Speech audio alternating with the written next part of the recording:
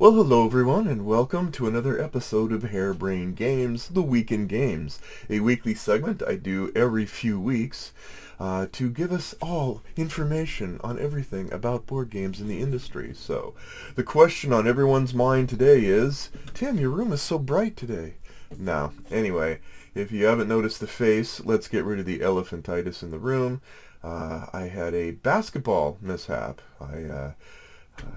Yeah, he definitely, football analogy, it's bad to do a crossing route with two receivers to the same point. That's kind of what happened in the key. I'm doing okay. I ended up with a concussion, 6 stitches, and 8 fractures on my nose. So we're going to see how that goes in the future. But anyway, the Frankenface should heal up soon, so feel free to block me with your hand while we go over the more important things, which is gaming. I hope all of you are doing well. Up in the Pacific Northwest, it's been rain, rain, rain, rain, rain. And that's okay. Lots of time for board gaming, I guess, if it's raining outside. So also shout out to my friend in Arizona, Mr. Tim. He's lost his cabin in an Arizona wildfire to switch from rain to fire. Prayers for you, man, and I hope that you guys can reconstruct. So, in other news, we've been looking for some property in Eastern Washington, so I had a chance to go to a little place called Orondo. I was looking for a little place to put a small getaway cabin kind of thing, just to kind of like have a place for future generations to come and play board games in the solitude and silence. Well, the cabin was beautiful. The 30 minutes of switchback mountain terrain, single lane dirt and gravel, 300-foot drop off, no shoulder roads did not make a good selling point for my wife, who vows clearly never to return again. So clearly, I need to buy a helicopter. That's the only way that we're going to make this work. So anyway, enough of my sad sorries woes. Let's get to the news. All right, I am excited to announce that Brazil Imperial is going to be published by Portal Games. Now, Brazil Imperial was a game that has been around, but in Brazil, unable to be obtained in the U.S. I like it. It's a 4X game with a theme that isn't space or fantasy. That's right. It's historical tetherings are in the 16th to 19th century Brazil. So count me among those going, I like the idea of a new kind of crazy thing. I think the closest sort of off the beaten path 4X game I enjoyed was Conquest of Paradise, which was basically dealt with Polynesian cultures early on. So yeah, so enjoy. Smash Up is going to get a Disney Stars edition. I'm not going to be lying to you. I'm kind of fatigued of the Smash Up. I bought a ton of them, and then I just kind of like they smashed up enough for me. So the characters I picked are not necessarily my favorite ones, but again, if you're a Disney person and you like the idea of keeping up with the Joneses from a Disney memorabilia perspective, there's your ticket. Funko Games is doing something unusual. They're doing a game based on Rear Window, which is a game by Alfred Hitchcock, but for 3 players specifically. Rear Window features a guy in a wheelchair staring out a window, looking at other people, thinking he saw a murder. If that isn't the wackiest premise for a game, I don't know what is. So let's go on. Another Castles of Burgundy makeover, because the last one was apparently not made over enough, which I agree with. I thought it was incremental, but this one looks to be a lot more posh and gauche. So I'm looking forward to that. The core gameplay, as always, is ecstatically astounding to me. So it's going to be nice to see it get a little bit of a facelift. And then a Kickstarter, I think this is still around, Kickstarter background, but Last Light is a game by Roy Canaday, who's a contributor on the Dice Tower, who decided that he wanted a light 60-minute 4X game in space. Space. Why is it always space? I think I'm going to like this one. I think that it does a lot of things well. It looked intriguing enough to back, because I love 4X experiences. I generally don't like the ones that try to compress it into 60 minutes. I think it loses a lot in the translation. But this one seems like it might have enough to keep it rolling, and I might even be able to get some people hooked on it that normally wouldn't like 4X games. For those, yeah, I should probably be clear. 4X is expand, exploit, exterminate, and exfoliate. Oh, no. Expand, exploit, expand, explore, exploit. Whatever. Anyway. Um, Anyway, I love the initiative, and I'm willing to give it a try. So, in other news, Alexander Pfister, as you know, is one of my favorite designers, and he's going to retheme an original game of Mombasa, which I really enjoyed, but that had semi-controversial elements to it. So he's going to do Sky Mines, which is going to have a solo mode, yay, and it's going to retheme it, but still keep sort of the compelling gameplay. So again, it's a Pfister. I'm going to be handing over money to purchase it. So he's rarely steered me wrong. In other news, BGG has done its awards finally for 2021, and again we have a pretty solid, pretty easy to predict winner in a lot of the categories. Sleeping Gods ran away with quite a few topics of games. I'm excited about that. It's well deserved. I think actually all the categories, there weren't really any. The only weird one is that I absolutely adore Undaunted Reinforcements, and it won War Game of the Year, which is a little bit quirky because it's actually an expansion. Um, I personally would have done Atlantic Chase or yeah, Atlantic Chase would probably have been mine. That one astounded me, but again, whatever. They're all great. Props to everybody. And then Distant Sky, speaking of Sleeping Gods, is on GameFound with yet another version. This one takes it into a different direction, but you're still going to get that great, awesome Sleeping Gods exploration feel. So if you're interested in that, that's something to go check out on GameFound.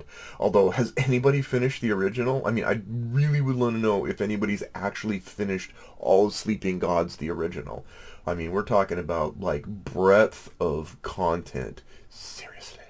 And finally, Euthia, Torment of Resurrection is a game, it's probably the closest Heroes of Might and Magic-like game that I've seen yet, and it has come out with a new expansion on Kickstarter / GameFound. Again, I believe this costs more than the base game even, but it's fraught with perilous joy in the fact that it's got a ton of content, just awesome stuff. If you liked Euthia, you will like this. It is an investment, though. You are basically diving in, so... yeah, so there we go. So now, let's get to my question of the week. Alright, so I'd already actually written this down before all of this happened, but the question was, what's a theme that you think deserves a spot in modern board gamings? And there were two that instantly came to mind. What theme just doesn't get explored in board gamings? Well, the Tick. Come on, man. Spoon! Chairface Chippendale. Like, come on, Arthur. Like, not the face, not the face. Anyway, if any of these even remotely resonate with you, then definitely the Tick is... I think there's one really crappy game out there, but I think the Tick deserves exploration. So, and then the other one was basketball. I was actually thinking there really isn't anything. There's baseball highlights, there's football highlights, there's tons of football games, but there's none that really deal with basketball for the basketball game. So that was before all this. Now I think we need a basketball sports medicine game. Yeah, like basically like you're just like one of those fat like 20-minute like real-time games where you're shoving like people into rooms and going which basketball injury do you have? So anyway, and then finally, this has been done, but I really think we can still explore The Expanse. That is an incredible space opera kind of thing. I've read all 9 books at 300-400 pages each, like 5,000 pages. I've watched all of the movies, which I think they did a really good job with this series, mapping it to the movies except for the last part. But I think that is, it's got an RPG, and that's just, yeah, The Expanse. There is a game, but it's more like a Twilight Struggle, but it doesn't really capture like all that can be done with The Expanse. So if you did a Sleeping Gods using The Expanse, oh, now we're on to something. Anyway, I digress. Let's get to my 3 games. Alright, game number 1. You would think this is a manual for a game. It is The Game. That's right. I have decided to give a shot to some of these little books on paper. I checked out, and this from Mike Lambo seems to be the one that looks most mature to me. The Fields of Normandy, a solitary war game. Now you can write in it, and you can scroll it up, or you can use pieces. I bought a big bulk of meeples from Amazon, and I think I'll do that. But I'm really interested in this because I think it's actually got some... true confession, I absolutely despise roll and writes. I just, no matter what I do, I can't get into them. I don't know why, but I don't like them. I have nothing wrong with the premise. They just, none of them ever hit me right. And I know they're hugely popular. I don't get it. What's wrong with me? Anyway, we're going to give this a shot. Then, it's now or never. Whoosh. Ryan Lockett ends his trilogy of Above and Below and Near and Far with his third game in the Arzirian storybook trilogy. This is competitive. You're trying to build up your villa or city or town or whatever. It's got books. It's heavy as heck. It's like 15 pounds. Like, I seriously, if I hit my head with this, I would get a second concussion. So, I don't know. We're going to find out on that one. Like, I really enjoyed Near and Far. I moderately liked Above and Below. But then, The Search for Planet X. Screaming deal, $20, Amazon, at some deal thing. I have no idea if it's any good, but people say it's good, and I'm not huge on deduction games, but I'm like, you know what? I'll give it a shot. If anyone's tried it out, let me know whether I should really dive into it or whether I should maybe keep it and wait for later. So anyway, those are my 3 games. Now let's get to Tim Machine. The year is 2005, and the top story, Hurricane Katrina devastates the Gulf Coast. This is near to my heart. My daughter's name is Katrina, and she got all manner of grief, except for the fact that she played softball. You'll like this one, Tom. She played softball, and so she was a slugger. She loved to smack that ball. She loved it, so she ended up being, they named her Hurricane. That was her nickname. So, but that said, the devastation was horrible, and that was the big story of that year. The top movie was Charlie and the Chocolate Factory. This one I've seen probably 100 times. I don't think anything can really compete with the original, but this one for some reason was fascinating as heck. Johnny Depp, whose name we are hearing about a lot lately, just did the wackiest, wildest, creepiest version possible. So rock on, Charlie, and rock on, Johnny. The song was We Belong Together, a song I'd probably never heard. I was busy coding at the time, and I had different music for coding. The book was The Mermaid Chair by Sue Monk Kidd. Sue Monk Kidd. It's never read it. I didn't know mermaids sat in chairs. What did I play? I played Twilight Struggle, which is still, by far, at this day and age, the best game ever made of all time in my mind. This is the #1 game. It's just yet to be dethroned. Twilight Struggle it was like a renaissance to me. A renaissance, just, yeah, if you ever have a chance to simulate the Cold War and you want to play this game, matter of fact, I think I'm playing it in a week. Again, with a buddy who just discovered it. So, what game would I have bought if I'd known then what I know now? Empire of the Sun by Mark Herman, which had a 20 years later, it was reprinted. And so I have played it since and realized it's a lot to get around your head, but man, what a breadth of scope that baby is. What game did I want to play? Twilight Imperium 3. Why didn't I? Not a lot of friends at the time, busy raising kids, little toddlers, and for some reason I just couldn't get my 3-year-old to embrace the joys of 4X gaming. Anyway, alright, on to 2006. Now the top story in 2006, according to several of the top story people, is the Danish cartoons and illustrations of Mohammed that led to immense unrest in Denmark, death threats, etc. I remembered that. I remembered the back and forth on that. Yeah. The top movie was Crash, which again, now you can see, like, I didn't see that one either. Like, I really was not a moviegoer at that point, except for a few big ones like Lord of the Rings and such. The top song was Bad Day by Daniel Powter.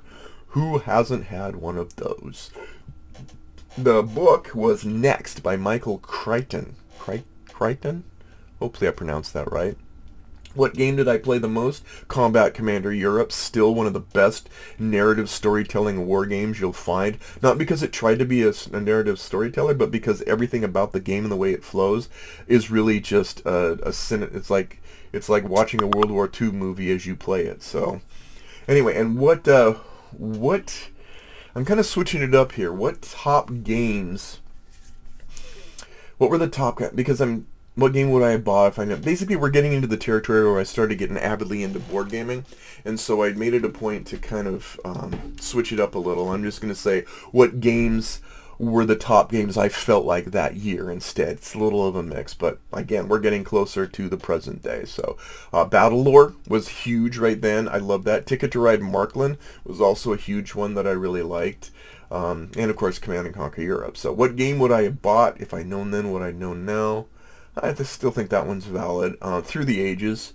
I would have bought that a little earlier. Through the Ages, A Story of Civilization is the first game of civilization building that didn't have a map, which I didn't think could conceivably work well, and yet it does. So anyway, thanks again, folks. I hope all of you are doing well. Keep your chin up, and we'll see you next time on Harebrained Games.